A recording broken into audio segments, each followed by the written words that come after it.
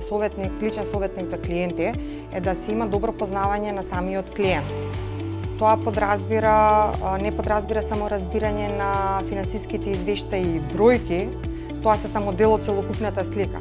Напротив, подразбира дополнително за познавање на клиентот. Кој е клиент? Што работи? Во која дејност работи? Кој е пазарот? Кои му се предизвиците со кои се соочува? Кои се компаративните предности во однос на конкуренцијата? Како и кои се нивните планови за развој во иднина?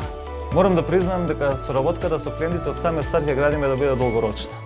Од една страна тука сме за нив за користење на дигиталните банкарски услуги секојдневно, а од друга страна тука сме за нив и кога им треба совет за некоја животна инвестиција, како например во нов дом или пак кога носат одлука за своите заштеди.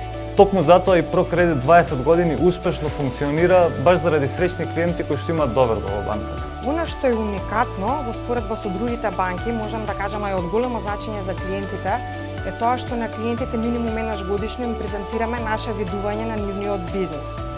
Кои се нивните силни страни, меѓутоа и кои се точки или фокус на кои што треба во иднина да се работи. Заедно со тоа предлагаме и разноразни начини како и да се подобри тековното работење. На крајот да се најде заедничко решение и решение кое што најмногу ќе одговара на потребите на клиентот, битно е да се има отворена комуникација, навремена комуникација, транспарентна, се со цел да не ствараме некои нереални очекувања кон самиот клиент. Во ProCredit банка не ги гледаме клиентите само како уште еден број кој што чека ред во филијала.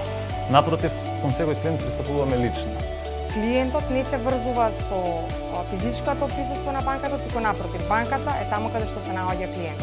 Така, нашите клиенти се и наши долгорочни партнери и ние треба да ја оправдаме нивната доверба за тоа што ги чуваат нивните средства кај нас.